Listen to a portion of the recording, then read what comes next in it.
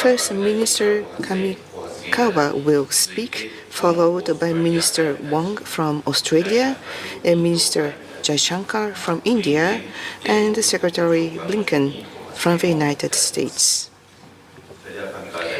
Now, Minister Kamikawa, over to you.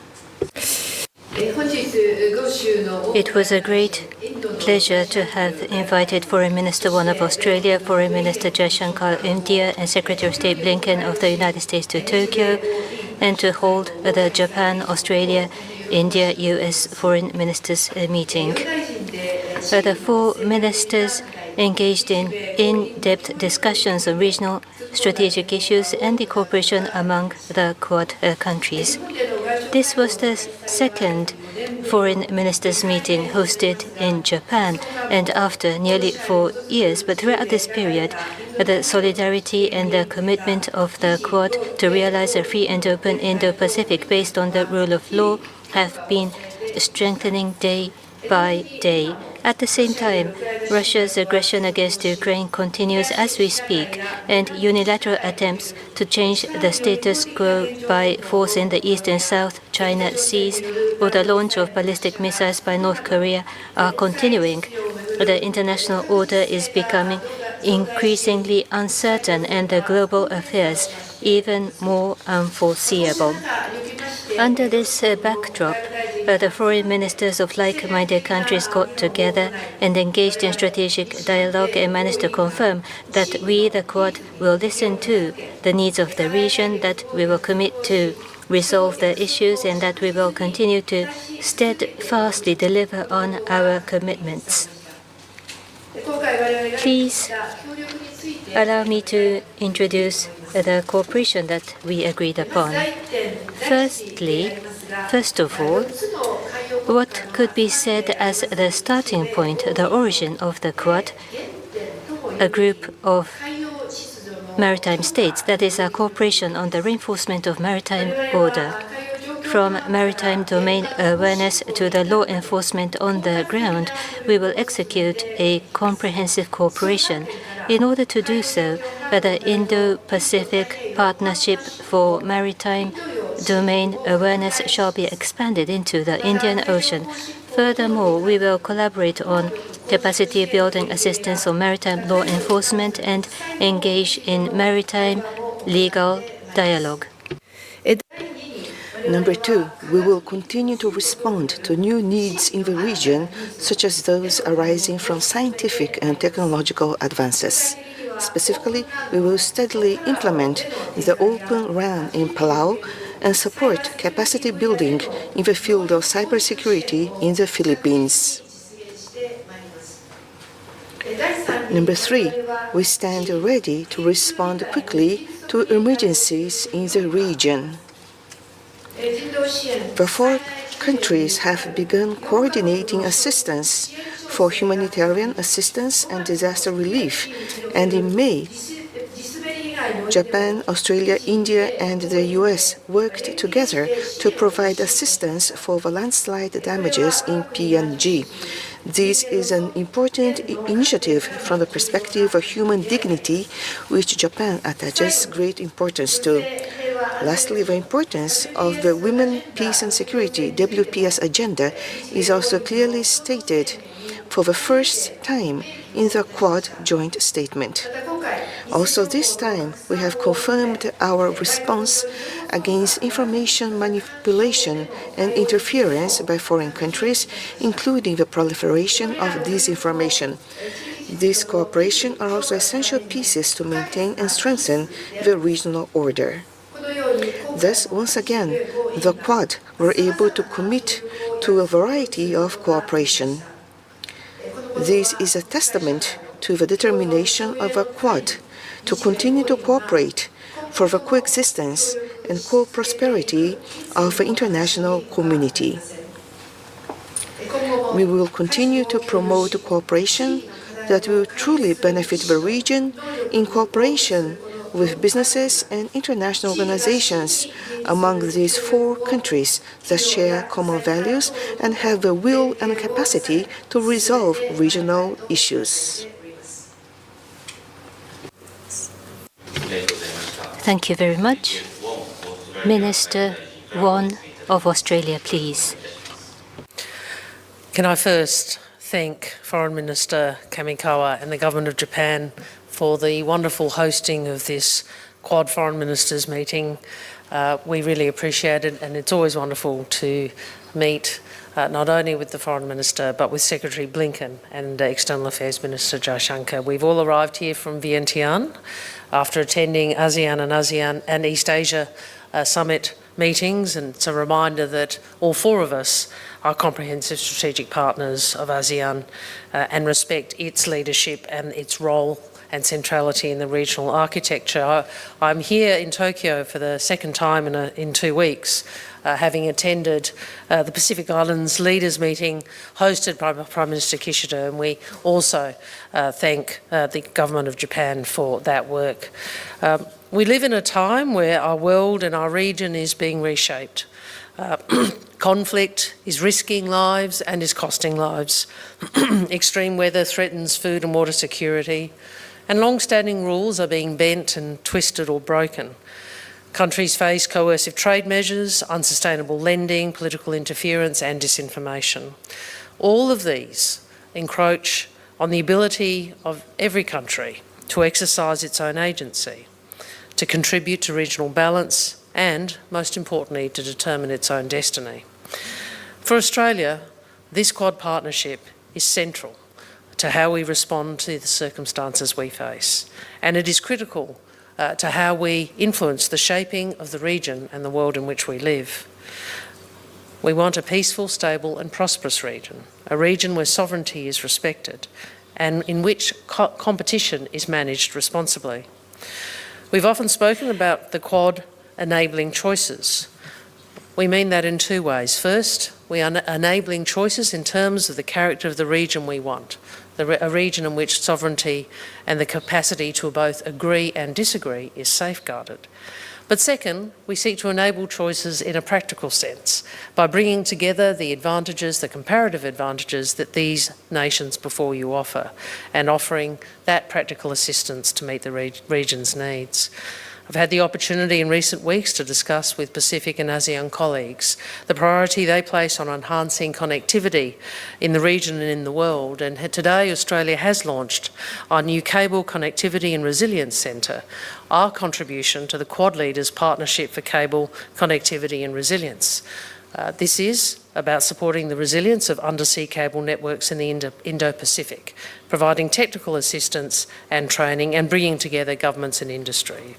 We have also announced our first 70 Quad infrastructure scholarships for participants in both the Pacific, Southeast Asia and South Asia.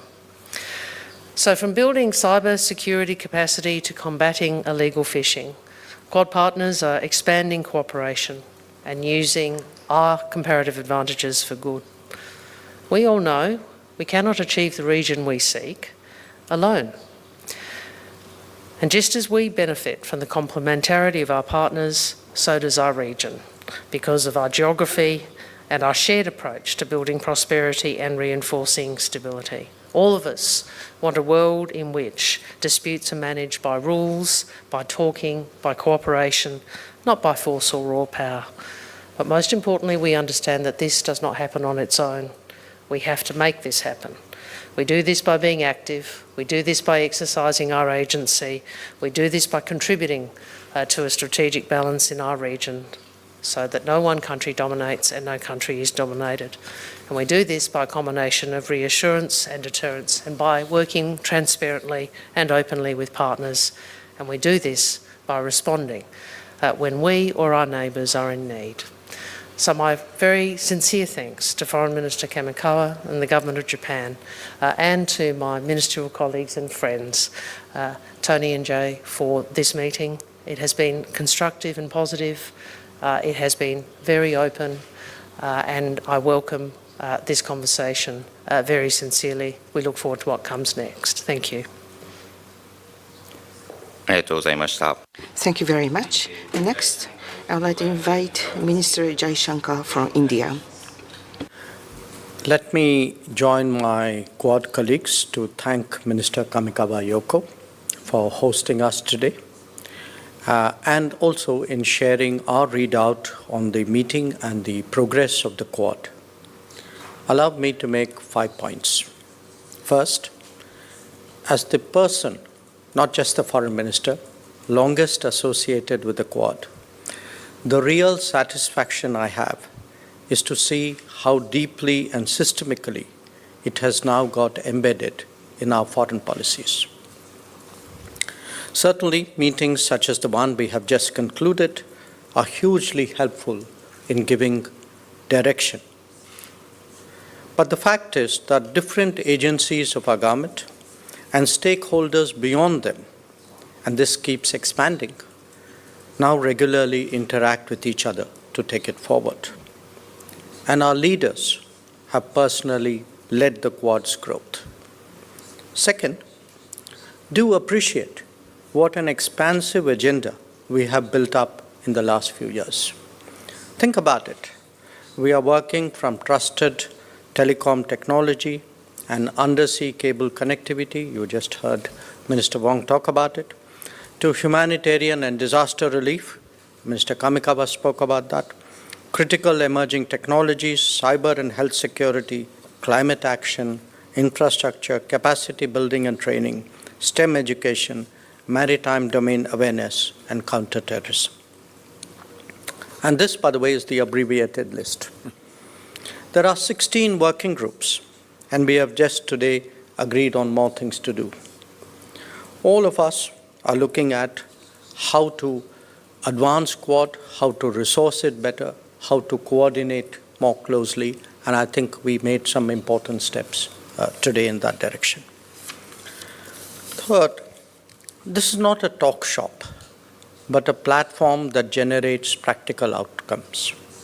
For example, our HADR conversations are reflected in understandings and SOPs between our navies. The Indo-Pacific Maritime Domain Initiative that came out of Quad today links our information fusion centers. The Open RAN network that we have spoken about so much is being deployed in Palau. A space-based climate warning system will be launched soon in Mauritius. Off-grid solar projects are actually happening in Indo-Pacific Islands. During COVID, we cooperated to deliver vaccines to countries in this region. And the first cohort of Quad STEM fellowships is passing out, and the second one will also cover the ASEAN. Fourth, while I have given specific examples, it is important that we all connect the dots. The overall messaging is that our 4 countries, all democratic polities, pluralistic societies, and market economies, are working together for a free and open Indo-Pacific, for a rules-based order, and for global good. That, by itself, is a powerful stabilizing factor in an uncertain and volatile world. And fifth, there is a strong interactive dynamic between the Quad and our respective bilateral and even trilateral relationships. Progress on one front strengthens the other and thereby enhances the value of the Quad. We have been able to engage together with some other countries in this region in furtherance of a shared agenda. So, ladies and gentlemen, friends from the media, these are challenging times. Whether it is stability and security or progress and prosperity, good things don't happen by themselves. They need trusted partners. They need international cooperation. The Quad is a great contemporary example of both. As in the past, I'm very pleased with what we have discussed and what we have achieved today. Thank you. ありがとうございました。続いて、ブリンケン米 Thank you. Next, Secretary Blinken, over to you. It is a particular pleasure for me to be with these colleagues and these friends. Yoko, to you, to the government of Japan, thank you, not only for the hospitality and for organizing us, but for your leadership.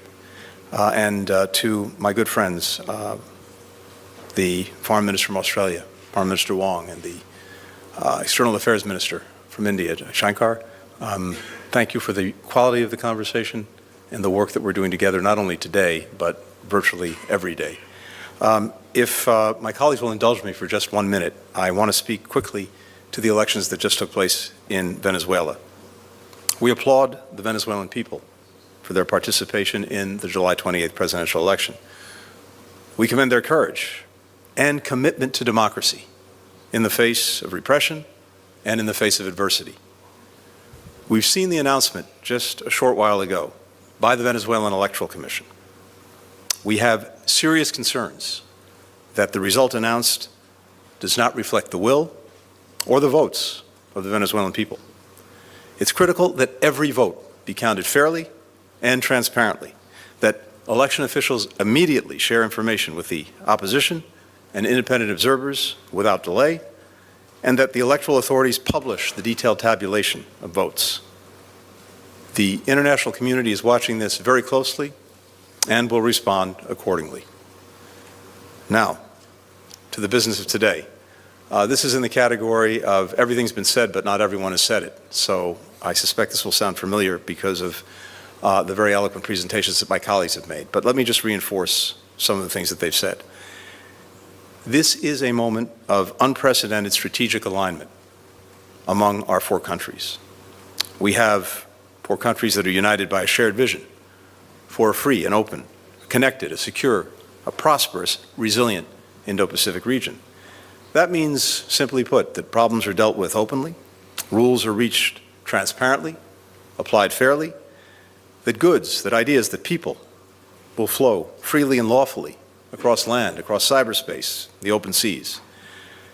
And we're also united by a shared belief that together we can help shape this future in ways that bring tangible benefit to the people we represent and many other people throughout the region. Now, our 4 countries are home to nearly 2 billion people. We have a combined GDP of nearly $35 trillion. We're responsible for about 30% of the global foreign direct investment stock. We are committed to putting our collective resources, our collective strengths to work to benefit people across the region that we share. Just over the past several years, the Quad has launched and delivered on ambitious but also very practical things in our agenda. One that respects the centrality of ASEAN, the leadership of ASEAN, the Pacific Islands Forum, the Indian Ocean Rim Association, and other regional bodies. And it complements the growing network of interconnected alliances and partners within the Indo-Pacific that are increasingly as well linked to other regions. Today, we discuss concrete steps to advance this cooperative agenda. First, we are charting a course for a more secure and open Indo-Pacific and Indian Ocean region by bolstering maritime security and domain awareness. In practical terms, what does this mean? It means strengthening the capacity of partners across the region to know what's happening in their own waters. 2 years ago, we launched the Indo-Pacific Partnership for Maritime Domain Awareness, bringing cutting-edge technology like signal location data and satellite technology to countries all across the region. These capabilities, for example, help countries crack down on illegal, unregulated, unreported fishing. They help them predict natural disasters. They help them mitigate the effects of climate change. They help them enforce borders. And we agreed to extend this partnership to the Indian Ocean via India's Information Fusion Center. We continue to work with partners to ensure that freedom of navigation, overflight, the unimpeded flow of lawful maritime commerce, that these continue to go forward. They are critical to the region's security. They're critical to its ongoing prosperity. Second, we are helping to accelerate the Indo-Pacific's path to even greater prosperity by harnessing the power of digital and emerging technologies, and again, doing it together. Today, we took the first step to launching the AI Engage program, funding opportunities for collaborative research to leverage these technologies, like artificial intelligence, like robotics, to help improve things like agricultural productivity, food security, things that matter profoundly to so many of our people. We're growing the region's tech ecosystem through the Quad Investors Network. It's bringing together investors, corporations, public institutions for joint ventures in things like clean energy, chips, critical minerals, quantum technology. We're also bolstering security and resilience, as you've heard, of the undersea cables that connect all of us. Upward of 95% of digital traffic is carried by these cables every single millisecond of the day. So far, we've trained over 1,000 telecom professionals across South Asia.